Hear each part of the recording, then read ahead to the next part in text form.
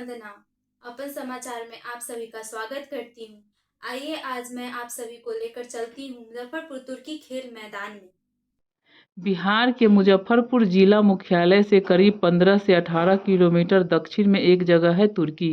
यहाँ के एक खेल मैदान में आसपास के कई गांवों की दर्जनों लड़कियां आपको रग्बी फुटबॉल का प्रैक्टिस करते मिल जाएंगी। बंची समाज से आने वाली ये खिलाड़ी गरीब किसान मजदूर की बेटियां हैं। पहली बार जब ये इस मैदान में खेलने पहुंची तो गांव समाज के लोग फप्तियां कसते थे। कोच राहुल कुमार को गालियां भी सुननी पड़ी, लेकिन इन लड़कियों की जिद और जुनून कामयाबी की ऐसी कहानी लिखी कि समाज को अपनी सोच बदलनी पड़ी। आज इनमें से कई लड़कियां अंतर्राष्ट्रीय मैच खेल कर बिहार रग्बी फुटबॉल की तस्वीर ही बदल दी। मेडल और नौकरी पाओ नीति के तहत यहाँ की 3 लड़कियों को खेल कोटे से दरोगा की नौकरी मिली है। आज तुर्की गांव का खेल मैदान बिहार रग्बी फुटबॉल का मुख्य केंद्र बन चुका है। मेरे पापा ड्राइवर है, ट्रक चलाते हैं। मेरी मम्मी हाउसवाइफ है और मैं अभी BA पार्ट 1 में हूँ। और मैं पहले गई थी वहाँ उड़ीसा जूनियर अंडर 18 खेलने के लिए। उसके बाद वहीं पर सीनियर खेली। उसके बाद पटना में अंडर 18 खेली, फिर वहाँ सीनियर, फिर इंटरनेशनल खेलने गई थी नेपाल। उसके बाद मेरा जॉब लगा यहाँ बिहार सरकार जो हमको दिए थे, जो कल मुख्यमंत्री के द्वारा हमको नियुक्ति पत्र दिया गया 4200 पे ग्रेड पे। और हमारे कोच है राहुल भैया।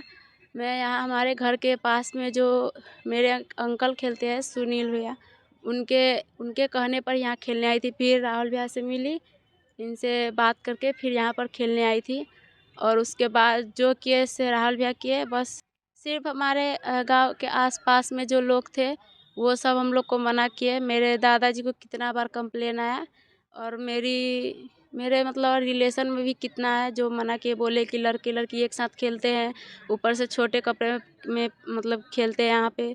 इस सब के लिए बोले कि गांव देहात है, ये सब अच्छा नहीं लगता है। और बोले कि अपना बेटी को खुद ही बहका रहे हैं, इसे कुछ ये सब सुनने को मिला। जैसे हमारे गांव के आसपास में जो अपना ही मतलब कि खानदान के जैसे साइड के उधर का है। मेरे पापा का नाम कंचन महतो है, वो एक राजमिस्त्री है और मेरी मम्मी हाउसवाइफ है। और पहली बार जो हम रग्बी खेलने आए तो हमारे राहुल भैया हमारे स्कूल में गए, हमारे प्रधानाध्यापक को बोले कि लोग को खेलने दीजिए, लोग आगे बढ़ के बहुत कुछ करेंगे। उनके द्वारा हम यहाँ ग्राउंड में आए और खेले और बहुत जगह जाके हमने मेडल लाया। और इसके द्वारा मुख्यमंत्री ने हमें नियुक्ति पत्र दिया कल।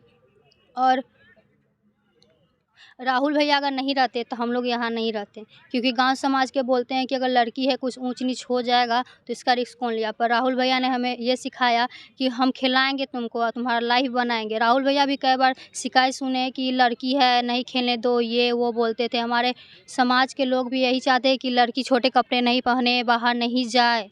और जो घर के आसपास के थे वो बोलते थे कि लड़की को मत खिलाओ, मतलब कि रिश्तेदार भी यही बोलते थे कि लड़की जाएगी कुछ हो जाएगा तो उसका रिस्क कौन लिया।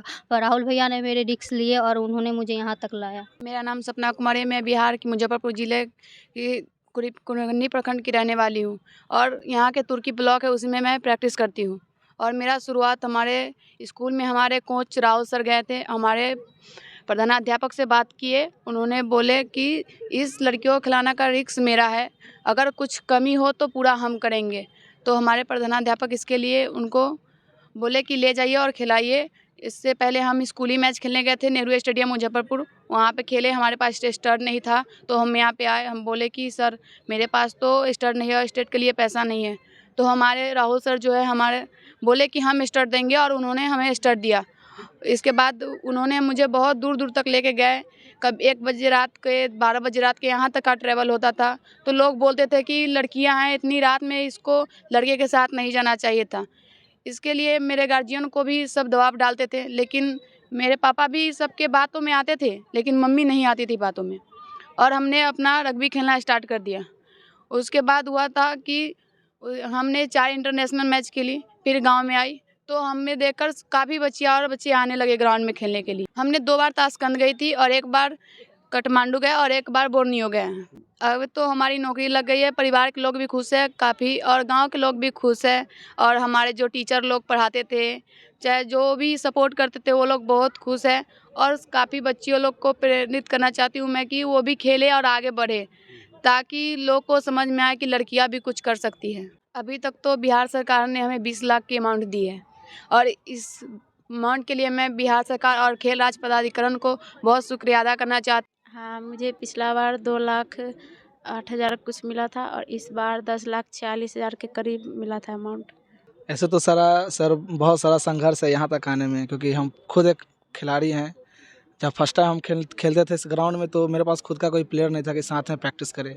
उसको लेकर के हम सारे मतलब कि बच्चे को गांव के इकट्ठा किए और बोले कि चलो तुम लोग खेल ले। इससे पहले हम जितना टूर्नामेंट डिस्ट्रिक्ट खेले थे, स्टेट खेले थे, उस सब में अपना अपना जो भी जर्सी जो था अपना सबको बांट के दिए और उसके बाद सब अपना अपना जर्सी पहन के आने लगे मजबूरी में, है ना।